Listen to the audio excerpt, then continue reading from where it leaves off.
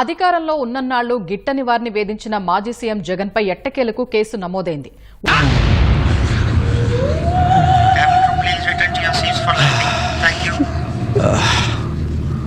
ఉండి ఎమ్మెల్యే రఘురామకృష్ణరాజును కస్టడీలో కొట్టిన కేసులో జగన్తో పాటు అప్పటి సీఐడీ మాజీ డీజీ సునీల్ కుమార్ బృందంపైన గుంటూరు నగరంపాలెం పోలీస్ స్టేషన్లో కేసు నమోదైంది.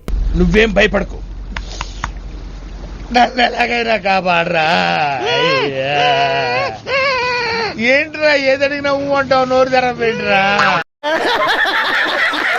ప్రజాస్వామ్యంలో నియంతృత్వం ప్రదర్శించిన జగన్ కు ఆయన కళ్లల్లో ఆనందం చూసేందుకు చట్టాన్ని చేతుల్లోకి తీసుకున్న అధికారులకు ఈ కేసు ఓ గుణపాఠం కావాలని రఘురామకృష్ణరాజు అభిలషించారు. వీడన్నీ కొట్టేస్తాడు, వీడిని కొట్టేసి వాడికి ఆ మోతా సరిపోదు బావా, ఇంకా కావాలి.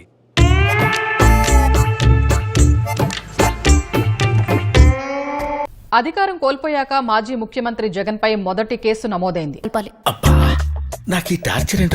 2021 మే 14న హైదరాబాద్ లో అరెస్టు చేసి గుంటూరులోని సీఐడీ ప్రాంతీయ కార్యాలయానికి తరలించారు. ఆ రోజు రాత్రి కస్టడీలో ఉంచి 11:30 గంటల సమయంలో తనపై హత్యాయత్నం చేశారని రఘురామ ఈ నెల 11న ఈమెయిల్ ద్వారా ఫిర్యాదు చేశారు.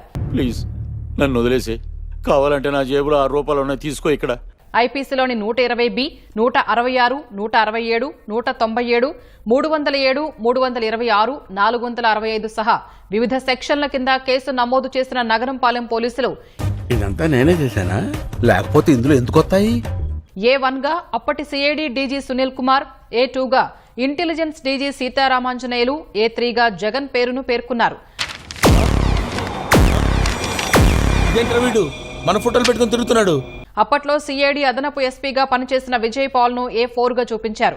కస్టడీలో లాఠీలతో పాటు రబ్బరు బెల్ట్లతో తనను కొట్టారని, బైపాస్ ఆపరేషన్ చేయించుకున్న తన గుండెలపై కూర్చొని చంపేందుకు యత్నించారన్నారు. నా డేటా నాశనం చేసిన నీ డేటా నా చేతుల్లో పెట్టావు. I will see your end. తన ఫోన్ లాక్కుని బలవంతంగా పాస్వర్డ్ చెప్పించుకున్నారని, అందులోని సమాచారం తస్కరించారని ఆరోపించారు. నీకెందుకురా ఈ పొయ్యే కాలం? ఇప్పుడు నాకు అర్థమైంది. సునీల్ కుమార్, సీతారామాంజనేయులు ఇద్దరూ ఈ దాడిలో ఉన్నట్లు రఘురామ ఫిర్యాదులో పేర్కొన్నారు.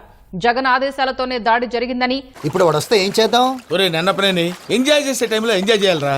వాడు వచ్చినప్పుడు చూసుకుందాం. అయితే ఇప్పుడే చూసుకోవాలి. ఏ వాడు వచ్చేసాడు, అదిగో వచ్చాడంత మెల్లగా చెప్తావేంట. దాడి తర్వాత తనను గుంటూరు జీజీహెచ్ కు తీసుకెళ్లారని, అయితే తన ఒంటిపై ఎలాంటి దెబ్బలు లేవంటూ అప్పటి సూపరింటెండెంట్ ప్రభావతి తప్పుడు నివేదికిచ్చారని రఘురామ ఆరోపించారు. కస్టోడియల్ టార్చర్ పై గతంలోనే తాను ఫిర్యాదు చేసిన వైకాపా అధికార అండతో పోలీసులు పట్టించుకోలేదని, ఇప్పుడు ప్రభుత్వం మారడంతో చర్యలు ప్రారంభించారని రఘురామ అన్నారు. అసలు ఏడు చూసుకుని మీరు ఇలా రెచ్చిపోతున్నారు, ఏటి మీ ధైర్యం? క్రిమినల్ కి హర్రర్, క్రైమ్ కి terror, one and only Gabbar Singh. Look at that.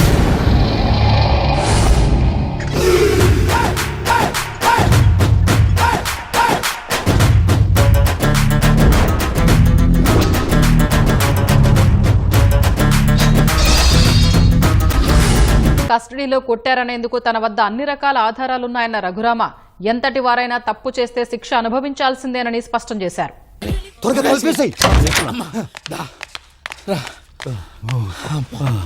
చేత కొట్టేశాడు భయ్యా. ఎవరొచ్చినా తలుపు మాత్రం తీయద్దు. బొమ్మాయి